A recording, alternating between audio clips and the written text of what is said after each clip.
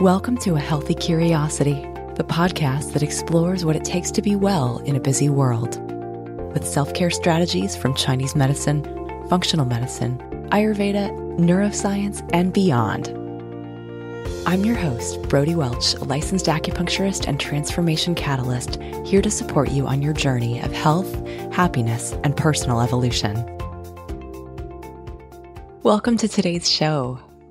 Before we get to the interview portion of the show on healing trauma today, I wanted to share a little bit about my own personal evolution of late. These past 2 weeks, I have been back to treating patients in clinic, and it has been awesome and also really hard. Both of those things. Really awesome because I think after not being there for a few months, it was really clarifying that I still love the immediate gratification that doing acupuncture can result in, where people walk in with a certain amount of pain or stress and they leave feeling much better through the magic of needles.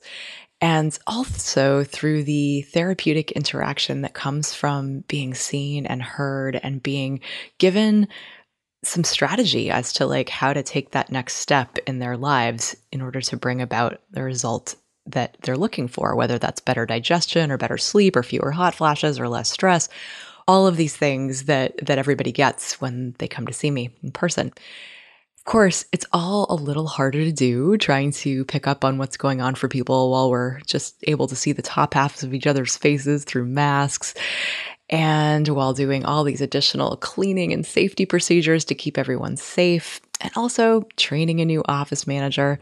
It's a lot. So it's been this really clarifying time for me, because I realized that even though it's hard, I'm not done with it. And it still really helps me come alive to be working with people in this way. And so some people have been asking what about the online stuff? What about coaching? What about telemedicine? And as I feel into it, I am clearer and clearer that I am less passionate about trying to rally groups of people to start things at the same time and to hold space for large groups. And I'm much more interested in getting deep and creating that space for transformation that coaching can uniquely provide. The whole reason that I'm not just doing clinic is because it's not enough to give people these little written instructions and expect that they're going to just handle it. Because even if I'm giving them a new and different suggestion that they haven't tried before, changing patterns requires energy. And if we're already stretched thin and we're already trying to pay attention to the extra layer that COVID is requiring of all of us, it is just that much harder to find the discipline to put energy into creating a new habit.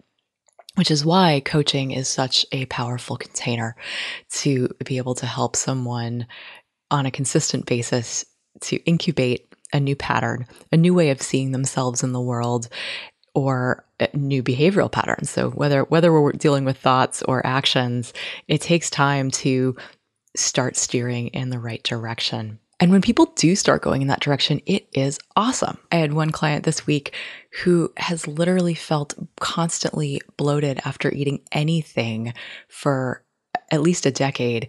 And just by talking a bit about digestive fire and energetics of foods, we were able to help her change what she was eating such that she feels normal again in a way that she never thought that she could, which is really cool.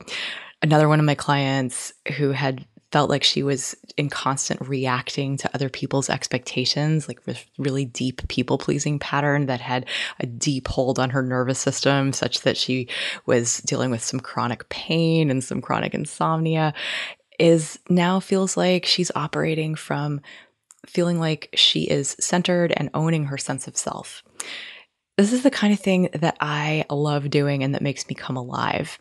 I've been in the healing arts for 20 years now, and I have a really unique way of being able to look at the physical, emotional, and mental patterns through this lens of Chinese medicine that's also informed by so many other disciplines that I have explored, and would love to help you see your blind spots and take steps towards living differently. So if you are feeling stuck, I believe that your past does not predict your future. And if you would like some help taking action in your life, but don't really know where to start or what to do, I might be able to save you a lot of time and money trying to figure it out. Head to brodywelch.com, that's Brody with an IE and Welch with a CH, and visit the Work With Me page and see if we're a good fit to work together. I have room for just a couple of one-on-one coaching clients because I'm planning on really enjoying my summer and taking it in a slower gear. So if you'd like to be one of them, head to brodywelch.com today or just shoot me an email at hello@brodywelch.com. Life is just too short to be living it in a way that feels stressful. If you've been listening to this show for its 4 years of its existence, you have heard me talk about my own struggles with doing less than I'm humanly capable of, with breaking the yang addiction and letting it be okay to I don't know, rest when I'm tired and just make time to do the things that I love as opposed to having to earn it through hard work and operating from a place of depletion. It's my number one message for others because it's been such a hard one for me to learn for myself. And this week, I really feel like I have taken it to a new level. I went for a hike with my stepdaughter on a Wednesday, and it just felt like this totally decadent thing. But realizing that I've worked really hard to craft my life so that I do have these spaces and times to be living into the richness of the potential that every moment has to offer. But so often when I am asking the question of what needs to be done, what do I need to do in order to move the needle forward? And it is missing the point and coming back to feeling into the freedom that I already have, recognizing that doing something that I truly love to do, being out in nature with someone that I love and don't get to spend very much time with, is living my life to the fullest in a way that sitting down at the computer to grind out whatever I quote unquote thought I had to do. It's that is actually what I want to be doing. And that is whatever I was trading off in that moment was so worth it. So I'm pretty proud of myself right now for unhooking from my usual stay safe by doing what's expected and working harder so that I can achieve some sort of success that's been defined by somebody other than me, and redefining what success is for myself. So I share this first because it's a personal win, and I like being able to prove to myself that I'm changing by amplifying what's working, and sharing it with you because I'd love to challenge you to do something that feels outlandish, that feels really indulgent or decadent, or that brings you joy like nothing else. I want you to stop making an excuse for why this can't happen this week. Maybe it can't happen today, maybe it can't happen this minute, but I want you to go and identify when can it happen, and carve some space around that in your calendar so that it can, because your life is precious and the world is unpredictable. Finally, on that note of the world being unpredictable, I was working with someone this week who was talking about how it just seems like things are getting worse and worse and more stressful and more disastrous, and just was starting to lose hope. And I pointed to the yin yang symbol on my clinic wall as a place to derive a sense of hopeful perspective from that really helps me. And that is recognizing that in the world, on this planet, that, we go from the days getting shorter and shorter and shorter, and the days getting darker and darker and colder.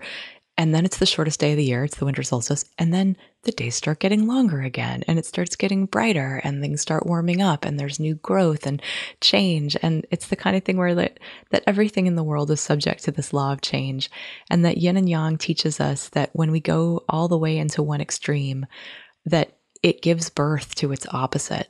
And so for as much of the chaos and awful, terrible things that we can look at happening, it's at the same time catalyzing its very opposite. And I personally derive a lot of faith and hope and really will to take action because of that. And that the yin yang symbol teaches us that not only are these two dynamic forces in the world opposing each other, but also transforming into one another, and that point happens at the extremes.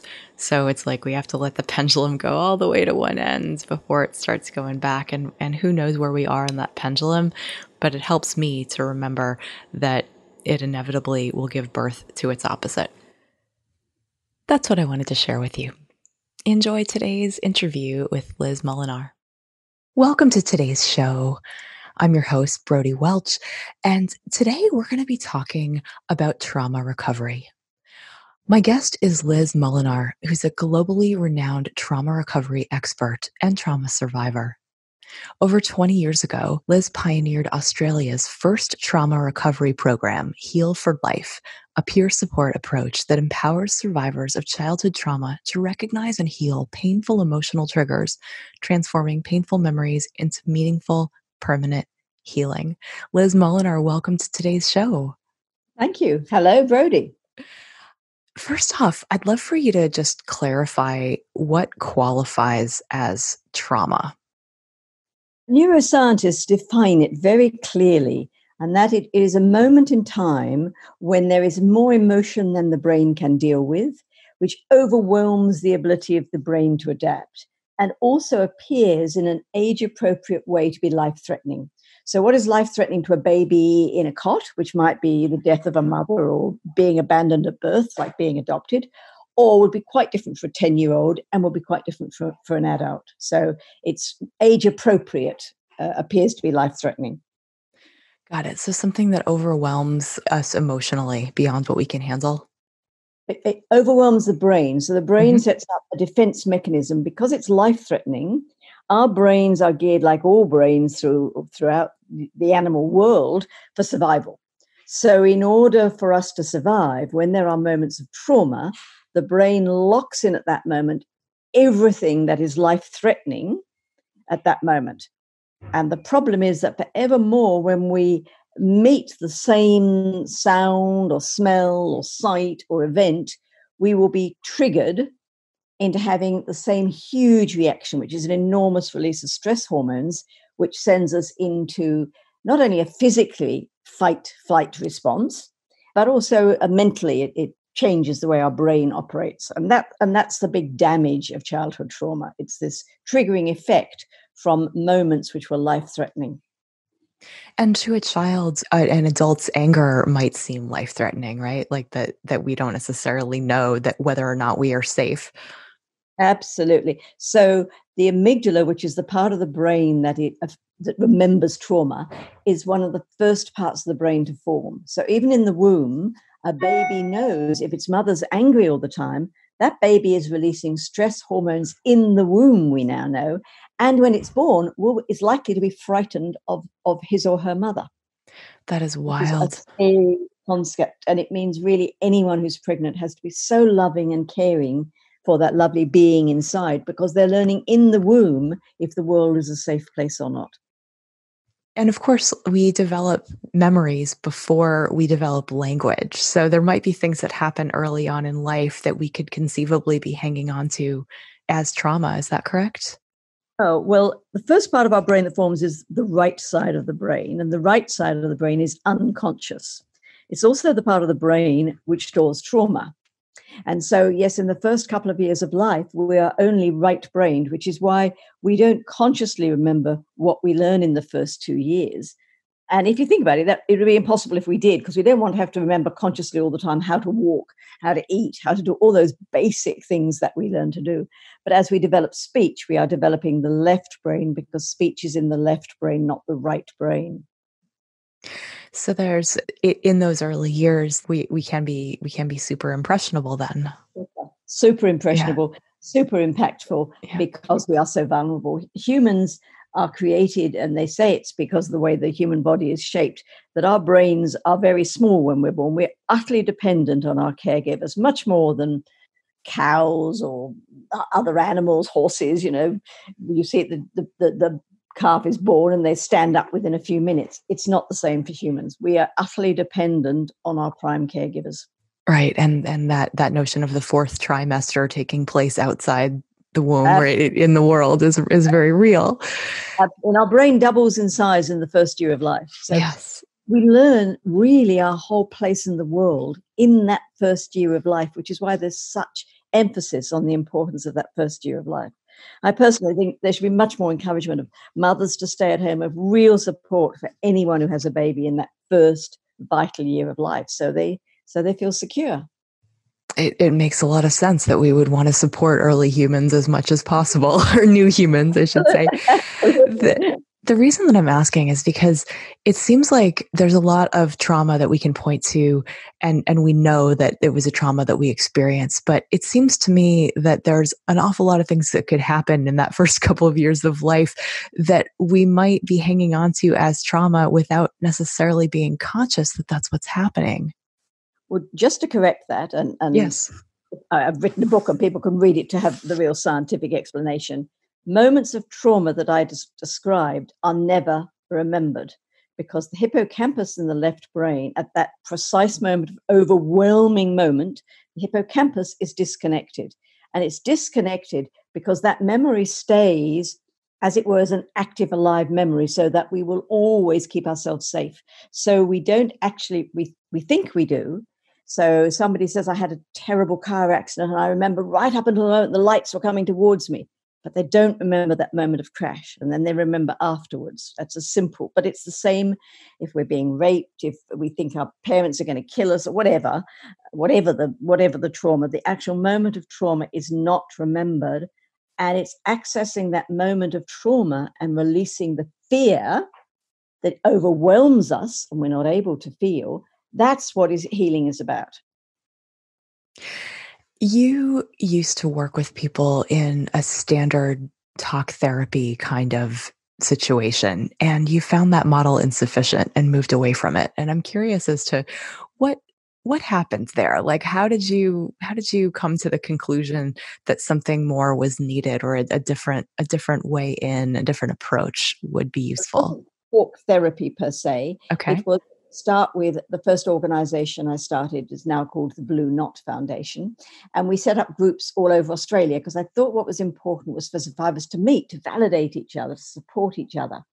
But I very early on learned that just talking about our trauma to each other, and I didn't then understand the scientific reasons, was actually not healing people at all. It was validating, but not healing people. And that is because talking comes out of the left brain, healing comes out of the right brain. So it doesn't matter how much we talk about our trauma, we're not going to heal until we release the emotions from the right brain. So talking about our trauma just re-abuses us. If I endlessly tell you all about the things, terrible things that happened to me, I'm actually strengthening, it's called the neural pathways in my brain. So I'm becoming more and more of a victim. What we all, in my mind, want to do is to get rid of the pain from childhood. So I don't want to be identified as a survivor of child abuse because of the terrible things that happened to me, because that's my past. I want to be known as much more than a survivor of child abuse. So being able to transcend our stories, we have to, from what you're saying, that reinforcing them, or that by talking about them over and over again, we are essentially perpetuating them unless we're going into the emotional content. Exactly. So in Australia, we had a Royal Commission into Sexual Abuse, and I'm dealing with a lot of people now who bravely decided to tell their stories at the Royal Commission and had a few counselling sessions, but they didn't realise they're actually much worse off now because they didn't really deal with the trauma, but they talked about it and talked about it, and it became their identity.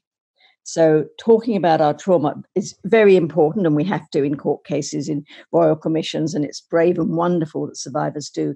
But then we have to release the fear in connection with it. And unless we do, we actually are worse off personally. Not the world might be better off for speaking up, but we personally are not better off.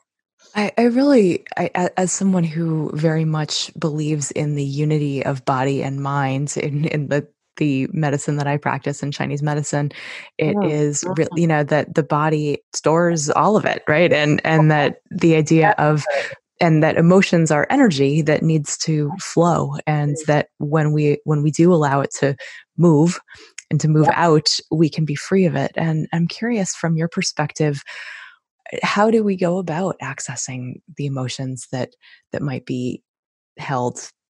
Well, as we know, there are lots of somatic ways of doing it by releasing the fear from the body.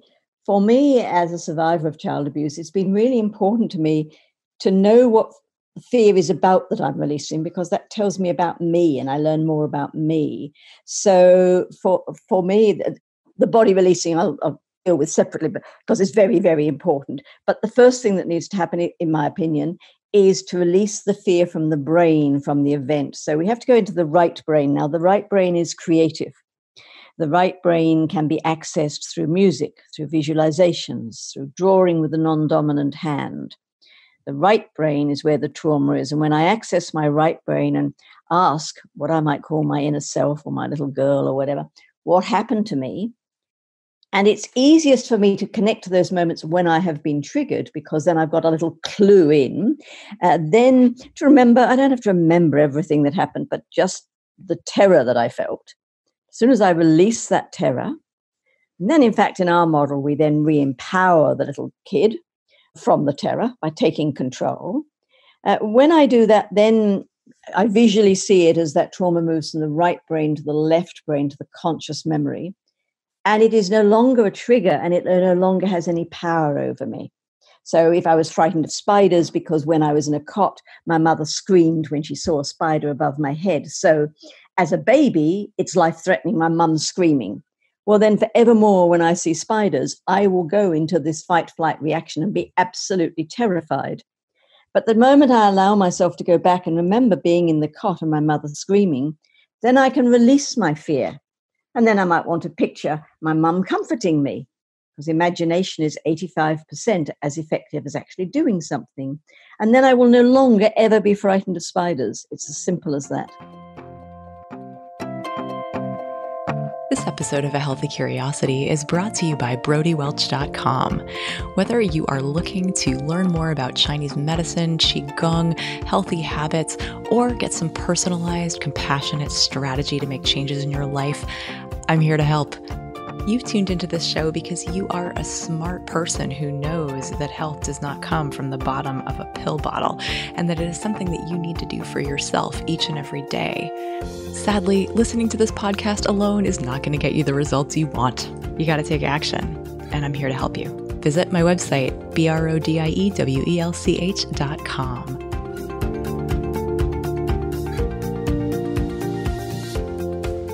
For people who might be hung up on the word releasing, releasing the terror, what exactly do you mean by that? Well, I mean, everybody has different ways, and we each have to find our own way. For some people, it might be breathing it out, just consciously thinking, I'm getting rid of the fear. Some people need to scream it out. Some people can squeeze their fear into a towel. Some people, you need physical action, because emotion is energy in motion, I believe. So that for me, we have to get it out of our bodies, and for each of us, that's a different thing. But there is some sort of physical. There's a physical component to it, though. You're saying. I'm saying you can't just sit there and go, I release the fear. Yeah. Oh, I release the fear. Does not. I mean, breathing it out, stamping it out. I've known guests here at our healing center who've run it out, who've just gone, I'm just going to get rid of that fear. I am just going to run. And they've just run. And all the time they've been pushing the fear out of them.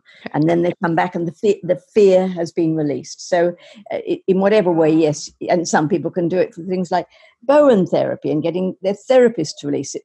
But if you just release the fear from the body without knowing what the fear was from, then I don't learn about myself. Got it. And so how does that piece come into play? So then, for instance, I had an interesting time with a wonderful remedial masseur where I've done masses of processing about my childhood, and suddenly I had this incredible pain in my legs, and I kind of tuned into myself, and it was the pain my legs felt at not being able to run away from the trauma. So again, with her help, because she was helping to release it, that fear was released from my legs. Now, I knew immediately what that fear was about, so I didn't need to have to go back to a particular incident because it was locked in that part of my body, probably because it happened so often that I was powerless to run away. So, our body, as you say, so rightly, our body is so connected with our brains. We are one. Right. We are not different parts. So working with a therapist, working with someone who can hold the space of the story Mm. is an important component of being able to make sense of where that emotion came from so that we can let it go. Yes, and that's the difficulty, because a lot of therapists, not all, are very frightened of emotions. So they try to avoid actually going to the trauma. So I find only therapists who've really worked on their own trauma and really released their own fear are able to take somebody to the same space. It's why in the end we had to set up a trauma center and have counselors and psychologists and do Skype sessions all over the world, because you've got to have a therapist who understands trauma, who's prepared to go there with you. You can't have someone who's a little bit frightened of fear herself because he or she has never looked at their own fear. And sadly, in our caring profession, people who care about others, it's usually because they've been hurt. So we have a lot of therapists who potentially could be brilliant, but they haven't actually really done their own healing sufficiently to be able to walk alongside others. Well, that's what I believe as a Mhm. survivor, and I have constantly hear from people saying, "But my therapist just wants me to talk about it, or doesn't want me to go there at once because she's frightened the fear will overwhelm me." Well, any Mm. survivor knows fear never overwhelms you. No emotion overwhelms you if you're releasing it. It's just isn't the way the brain works. Right, but emotion can be really messy, and it can be really uncomfortable to sit with if you haven't practiced sitting with it. So yeah, I have a place for that. It's welcoming our emotions is a huge part of healing, and just thinking it's okay to be frightened. I will release the fear, but our adult fear of our child fear is huge, because that's to protect us as well. I completely agree. People's fear of emotions is the biggest barrier to healing from childhood trauma. I hear that a lot from my clients that they're afraid that if they really go into the grief or the fear or whatever's there, that it will never stop. Can you This is speak to that from what you know about the brain?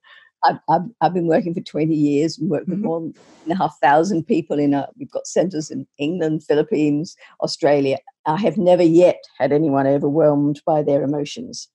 If they release their emotions, there is nothing to overwhelm them because it's no longer in their body. If people hold on to their emotions, oh, I'm so unhappy, oh, I'm so miserable, oh, my life is so awful. Well, they're not releasing it. They just kind of go wallowing in it. But you have to say, you have to let it out. And that's why as I'm talking to you, I'm using my hands. You've got to physically let it go. You can't, and if it's great sadness, it's having the adult part of oneself to comfort and say, it's okay. Yeah, it's really, really sad what happened, but it's okay. It doesn't have to overwhelm you. It's also learning to love ourselves enough, which again I cover in my book, because there are so many steps to healing, and one of the first ones is loving yourself enough to know that you're worthwhile enough that you can heal, and that loving oneself is when you'll never be overwhelmed by an emotion if you truly love yourself or partially love yourself. Truly love yourself is quite a long way down the track. Well, especially if you got the message early on that you were not Yep, enough, right? Or that you were not absolutely. worthy. That Uh, for a lot of people that's a hard won lesson. Is that the kind of thing that where do you place that self-love practice and self-compassion, self-acceptance? Does that run in tandem with doing trauma release work, or is it a well, prerequisite or is it an advanced course? we train people in our version of transactional analysis, which is those voices in your head that you believe are the truth, like I'm not good enough, because our parents said it to us, and it was locked in, hardwired into our brain at an early age. So we do things like getting the person to acknowledge, and we say to them, you are good enough. And we get them to write down why they're good enough. And then we get them to claim in their adult self, I am good enough.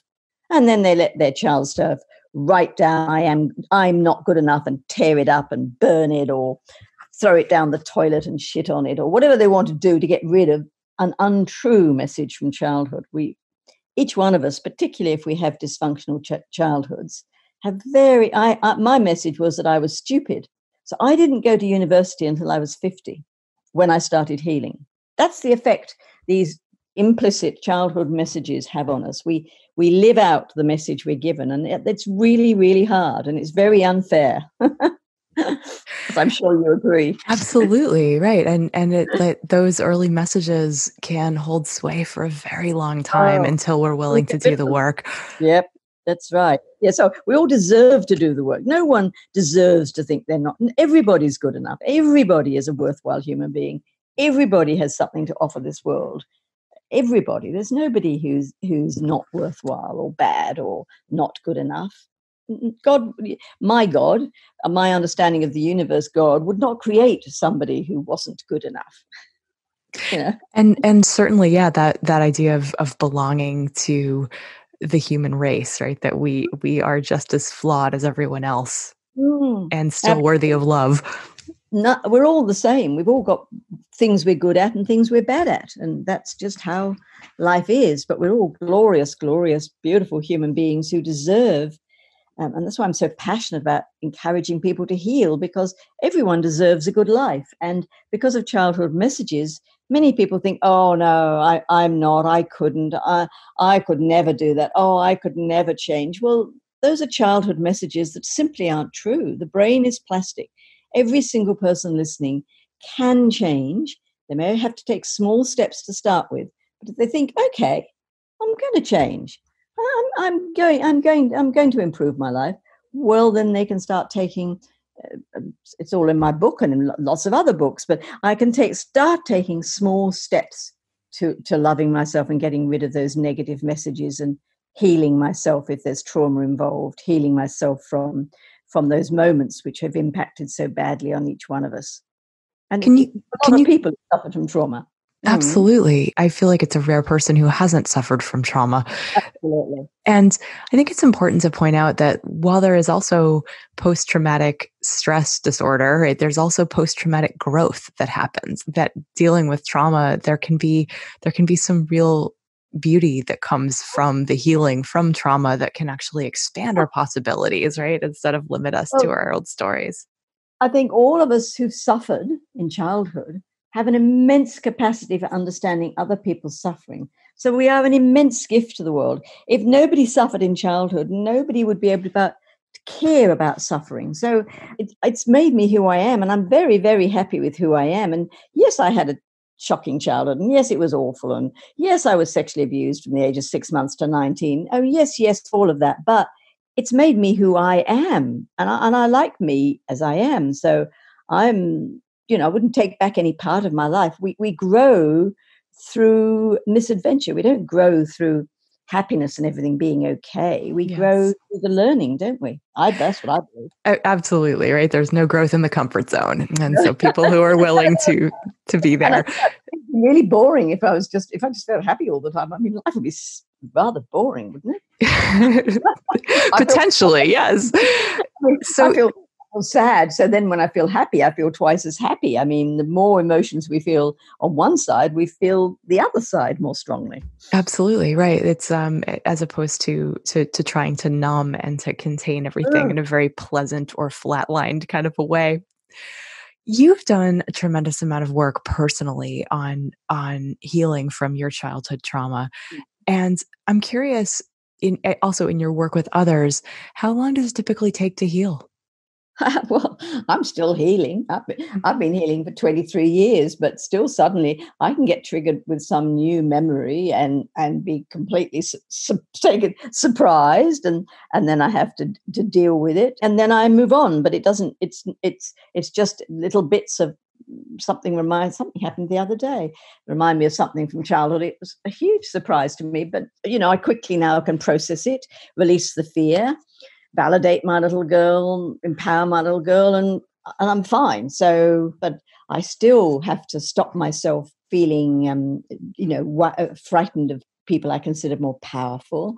I still have to worry. I still have to be careful not to react when I think people aren't listening to me. So, it's an ongoing journey, I think, for life, and I think each of us chooses at what stage we say, okay, I've done enough heavy work, and now I'm happy with me as I am. So I think it's a choice as to how close to perfection each one of us wants to get, or how much of a loving soul. Because for me, the more I release fear, the more I accept love. So the more I heal, the more loving I become as a human being, which is kind of makes me happier. So I kind of pursue it, but it's a choice. Well, and I imagine that you would also overcome lots of unpleasant ways of being, symptoms, signs that could look like anxiety or depression, right? That it could be feeling unsafe or feeling just things that are generally pretty unpleasant.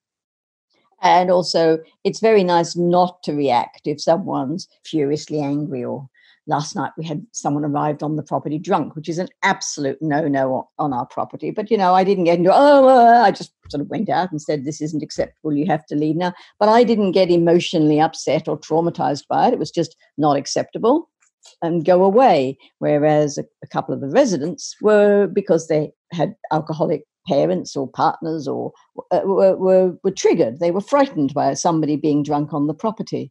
So the whole incident took 10 minutes. And I have to say, it's very, very rare. It hasn't happened in about 10 years, just to reassure your listeners. But it was a sort of prime example of, no, I don't get affected by things that I might have found frightening in the past. And that's really freeing, right? Being able to just respond to a situation without it being Mm. scary and without Mm. feeling like you're in a reactive space.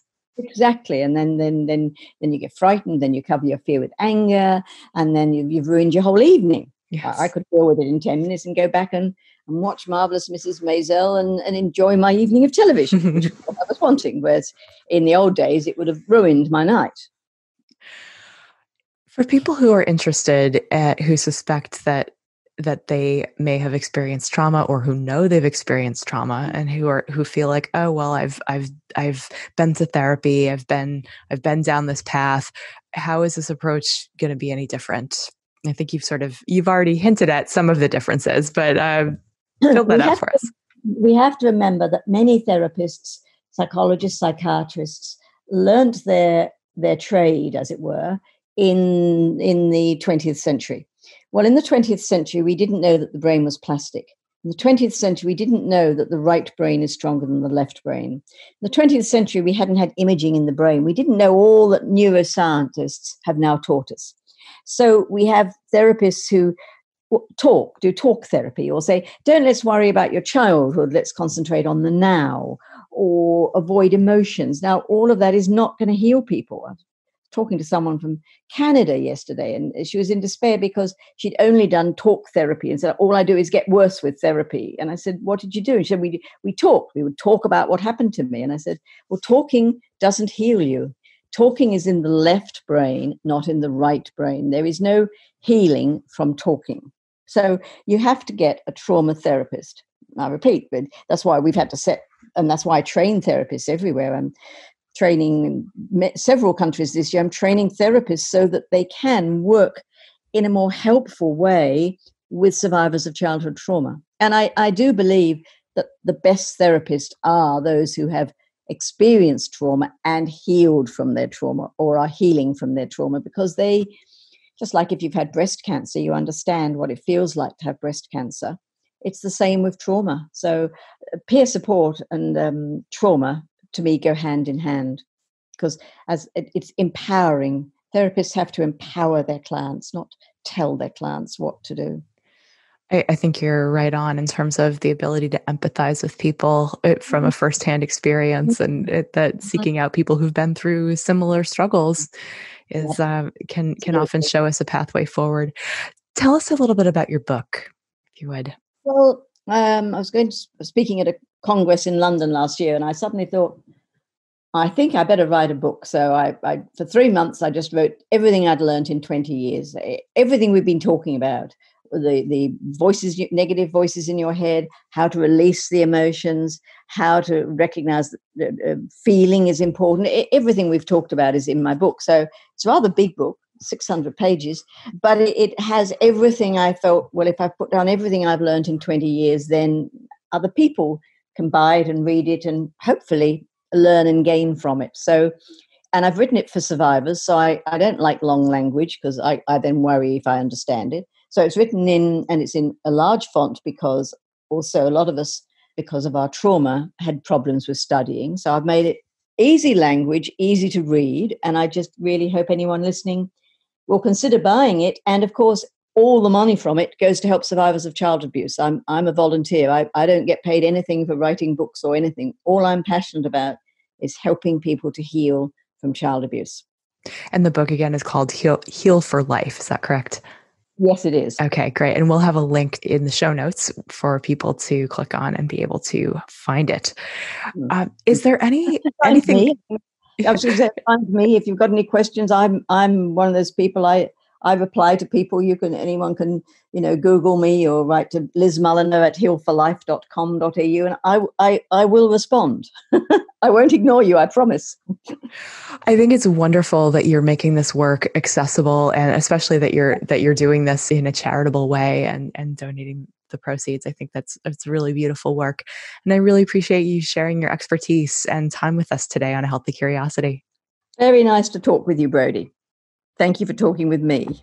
Bye. Thanks for listening today. To check out the show notes, get on my email list, or drop me a line, head to brodywelch.com. That's Brody with an IE and Welch with a CH. I'd love to hear from you. If you learned something new or feel inspired to try something different in your life, I'd love for you to pay it forward by sharing this episode with a friend who you think could also benefit, and give them a reason to listen. You'll be helping to create a world where we encourage each other to embody self-respect. Till next time, be good to yourself.